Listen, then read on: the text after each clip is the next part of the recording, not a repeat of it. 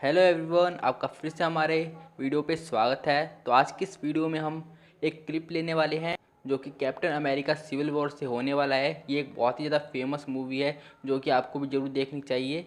इसमें हम captain America civil war का एक क्लिप लेंगे जो कि हॉलीवुड की मूवी है, तो इंग्लिश में तो हो गई वो क्लिप। तो आपको वो क्लिप देखना है और समझने की कोशिश करना है कि उसमें बोला क्या जा रहा है। फिर उस क्लिप के बाद मैं आपको सारी चीज़ें डिटेल में एक्सप्लेन कर दूंगा कि क्या बोला जा रहा है, और इससे आपको बहुत सारे नए नए वर्ड्स पता चलेंगे और कैसे स्ट्रक्चर बनता है ये भी पता चलेगा। तो चलिए स्टार्ट करते हैं। पहले आप वो क्लिप देख लीजिए।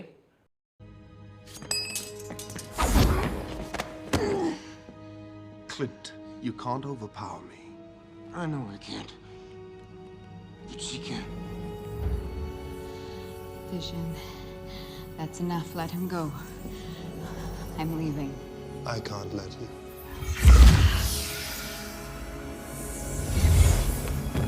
I'm sorry. If you do this, they will never stop being afraid of you. I can't control their fear. Only my own. तो अभी आपने कैप्टन अमेरिका सिविल वॉर की वो क्लिप देख ली है। अब मैं आपको वो डिटेल में एक्सप्लेन कर दूंगा कि उसमें बोला क्या जा रहा है। तो देखिए फर्स्ट लाइन में क्या बोला जा रहा है। क्लिंट। क्लिंट जो हमारा होकाई है इसका नाम है, तो इसको बोला जा रहा है Clint. Clint you can't overpower मी।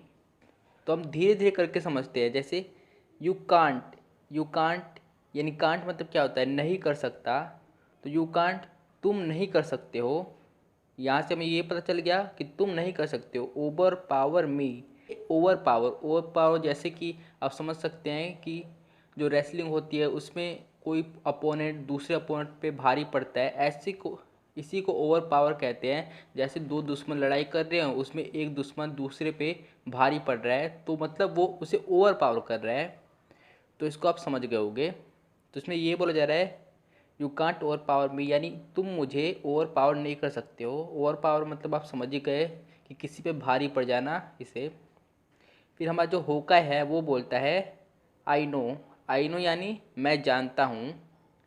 आई यानी मैं, नो यानी जानता हूँ। अब यहाँ पे जो बीच में है, बीच में यहाँ पे कुछ नहीं है। क्यों? क्योंकि ये फर्स्ट पर्सन है, फर्स्ट पर्सन सब्जेक्ट है आई, और यहाँ पे सीधे वर्ब आ गया। तो इसका मतलब है कि यहाँ पे डू है, डू। यहाँ पे डू है। मुझे ये कैसे पता चला? क्योंकि यहाँ पे जो वर्ब है अगर आप ध्यान से देखेंगे तो वो फर्स्ट फॉर्म है, वर्ब का वो फर्स्ट फॉर्म है नो।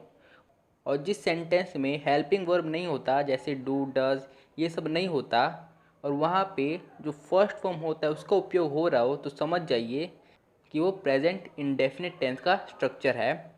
तो ऐसे मैंने ये पता लगाया कि यहाँ पे डू डज वाला लगेगा फॉर्मूला। तो इस हिसाब से यहाँ पे ये सेंस निकल रहा है आई नो, यानी मैं जानता हूँ। मैंने आपको एक्सप्लेन कर दिया है कि कैसे मुझे पता चला। उसके बाद है आई कांट, यानी यहाँ पे जो होकाई है वो बोलता है कि हाँ मैं नहीं कर सकता। आई कांट कि हाँ मैं नहीं कर सकता। But she can. देखिए यहाँ पे बट का पर, परंतु, बल्कि, इसके लिए सेंस निकलता है। तो यहाँ पे पर का सेंस निकल रहा है, बट यानी पर। शी कैन यानी शी, यानी जो इसी क्लिप में एक वांडा भी है उसको शी यानी वो एक लड़की है, इसलिए वहाँ पे प्रयोग किया जा रहा है शी का मतलब भी वह होता है, वह।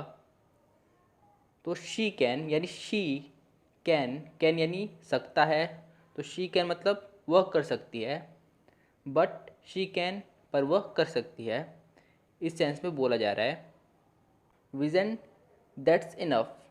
विज़न जो ये है इसका नाम है। जो ये होकाई है इसे पकड़े हुए है विज़न। तो विज़न, आप कंफ्यूज मत होइए, विज़न इसका नाम है। फिर विज़न दैट्स इनफ यानी बहुत हो गया। दैट्स इनफ का मतलब होता है बहुत हो गया। लेट हिम गो का मतलब है कि उसे जाने दो। लेट हिम गो उसे जाने दो। आई एम लिविंग यानी मैं जा रही हूँ। आई एम लिविंग यानी मैं जा रही हूँ। और यहाँ पे विजन अब बोलता है विजन।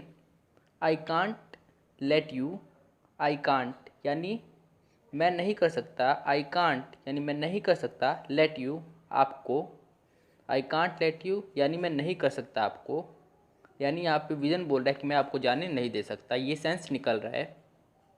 आई एम सॉरी का मतलब तो सबको ही पता होगा, इसको कोई भी बताने की ज़रूरत नहीं है। आई एम सॉरी यानी मुझे माफ़ कर दीजिए, वांडा यहाँ पे ये बोल रही है। इफ़ यू डू दिस यानी इफ़ यू डू दिस का मतलब है इफ़ यानी अगर, इफ़ का मतलब है अगर, यू डू दिस अगर तुम ये करती हो, यहाँ पे डू आ रहा है मतलब करती हो। आपको पता चल गया होगा डू से कि ये कौन सा टेंस है, ये प्रेजेंट इंडेफिनेट टेंस है। इफ़ यू डू दिस अगर तुम करती हो ये, they will never stop being afraid of you यानी वो आप सभी से डरना कभी बंद नहीं करेंगे। इस पूरे का लाइन का मतलब ये सेंस है। यहाँ पे दे का मतलब वे आ रहा है, विल नेवर, विल का मतलब गेगी, ये फ्यूचर का टेंस है, नेवर यानी कभी नहीं, स्टॉप यानी किसी चीज़ को रोक देना, बीइंग अफ्रेड ऑफ यू यानी डरना। तो आपको पता चल ही गया होगा, they will never stop being afraid of you यानी वो आप सभी से डरना कभी बंद नहीं करेंगे। I can't control their fears, I can't यानी मैं नहीं कर सकती, यहाँ पे वांडा बोल रही है आई कांट यानी मैं नहीं कर सकती, कंट्रोल यानी किसी को कंट्रोल में कर लेना, आपको पता ही होगा, यानी नियंत्रण कर लेना किसी चीज़ पर, तो कंट्रोल का मतलब ये है। देयर फियर्स, दियर, दियर यानी अपने, उनके, तो इस सेंटेंस में उनके का सेंस निकल रहा है, उनके, फियर्स यानी डर को, फियर्स का मतलब डर होता है किसी चीज़ से डरना। I can't control their fears यानी मैं उनके डर को कंट्रोल नहीं कर सकती। ओनली माई ओन यानी ओनली यानी बस, ओनली यानी बस, माई ओन यानी मेरा खुद का। इस पूरे सेंस का मतलब क्या निकल रहा है, ओनली माई ओन यानी मेरे खुद का। तो अगर हम पिछले वाले सेंटेंस से जोड़ के इसे देखें तो ये निकल रहा है कि मैं खुद के फियर पे सिर्फ कंट्रोल कर सकती हूँ, यानी खुद के डर पे सिर्फ कंट्रोल कर सकती हूँ, दूसरों के डर पे नहीं। तो ये सेंटेंस का मतलब निकल रहा है। तो आपको वर्ड बाय वर्ड नहीं समझना, आपको सेंस पे जाना है कि सेंस क्या निकल रहा है, क्योंकि ज़्यादातर क्या होता है कि ये पूरी इंग्लिश यानी पूरा सेंटेंस बोलते ही नहीं है, आधे ही पे ख़त्म कर देते हैं, तो हमें खुद समझना पड़ता है कि ये बोल क्या रहे हैं। तो आपको सेंस से समझना है।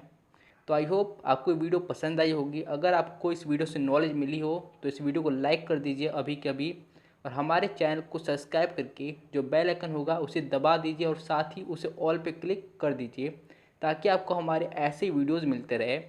तो हमारे इस वीडियो को पूरी देखने के लिए और इस वीडियो को लाइक कर देने के लिए धन्यवाद।